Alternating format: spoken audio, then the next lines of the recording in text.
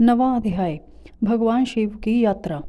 सनत कुमार जी बोले, हे महर्षि, भगवान शिव के लिए बनाया गया वह दिव्य रथ अनेकानेक आश्चर्यों से युक्त था। विश्वकर्मा द्वारा बनाया गया वह रथ ब्रह्मा जी ने भगवान शिव को समर्पित कर दिया। तत्पश्चात श्री हरि विष्णु, ब्रह्मा जी और सभी देवता एवं ऋषि मुनि कल्याणकारी भगवान शिव की प्रार्थना करने लगे। उन्होंने भगवान शिव को दिव्य रथ पर आरूढ़ किया। स्वयं ब्रह्मा जी उस रथ के सारथी बने। भगवान शिव के रथ पर आरूढ़ होते ही चारों दिशाओं में मंगल गान होने लगे, पुष्प वर्षा होने लगी। ब्रह्मा जी ने सर्वेश्वर शिव की आज्ञा लेकर रथ को आगे बढ़ाया। वह उत्तम दिव्य रथ भगवान शिव को लेकर विद्युत की गति से आकाश में उड़ने लगा। जब भगवान शिव का वह दिव्य रथ तेजी से आकाश मार्ग से होता हुआ उन त्रिपुरों की ओर जा रहा था, तो बीच मार्ग में ही कल्याणकारी देवाधिदेव भगवान शिव ब्रह्मा जी से बोले, हे विधाता, तारकाक्ष, कमलाक्ष और विद्युन्माली नामक परम बलशाली राक्षसों का वध करने के लिए मुझे उनके समान ही शक्ति चाहिए। वे तीनों असुर पहले मेरे परम भक्त थे, परंतु श्री हरि की माया से मोहित होकर उन्होंने भक्ति मार्ग को त्याग दिया है। अब उन त्रिपुर स्वामियों में तामसिक प्रवृत्ति बढ़ गई है, पशुत्व बढ़ गया है। अतः उन तीनों दैत्यों का संहार करने के लिए मुझे भी पशुओं की सी शक्ति की आवश्यकता होगी। अतः आप सब देवता पशुत्व की वृद्धि करने हेतु पशुओं का आधिपत्य मुझे प्रदान करें, तभी उन असुरों का वध हो पाएगा। भगवान शिव के इस प्रकार के वचन सुनकर सभी देवता चिंतित हो गए और सोच में डूब गए। पशुत्व की बात सुनकर उनका मन अप्रसन्न हो गया। देवताओं को सोच में देखकर भक्तवत्सल भगवान शिव को स्थिति समझते देर न लगी।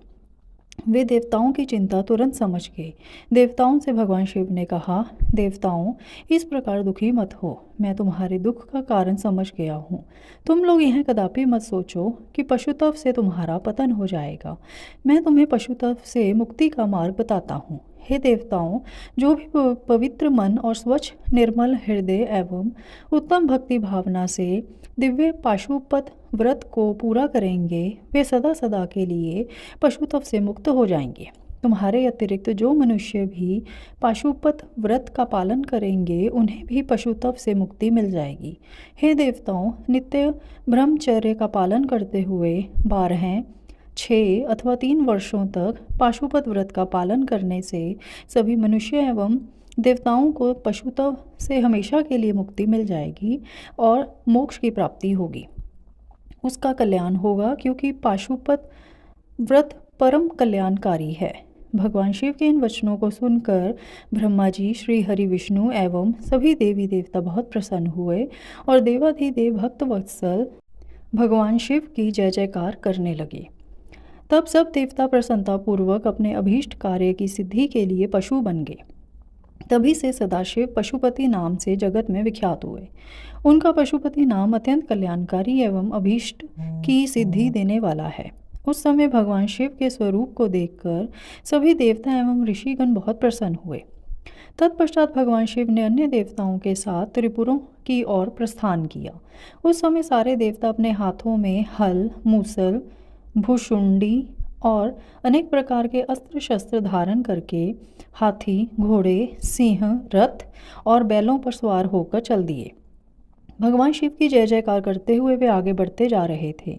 आकाश से उन पर फूलों की वर्षा हो रही थी। कल्याणकारी भगवान शिव के साथ उनके केश विगतवास, महाकेश, महाज्वर, सोमवल्ली, स्वर्ण, सोमप, सनक, सोमधृक, सूर्यवर्चा, सूर्य प्रेक्षणक, सूर्याक्ष, सूरीनामा, सुर, सुंदर, प्रसकंद, कुंदर, चंड, कंपन, अतिकंपन, इंद्र, इंद्रजय, यंता, हिमकर, शताक्ष, पंचाक्ष, सहस्त्राक्ष, महोदर, सतीजहु, शतास्य, रंक, कर्पूर, पूतन, द्विशिख, त्रिशिख, अहंकार कारक, अजवक्त्र, अष्टवक्त्र, हयवक्त्र, अर्धवक्त्र आदि महावीर बलशाली गणाध्यक्ष उनको घेर कर चल रहे थे।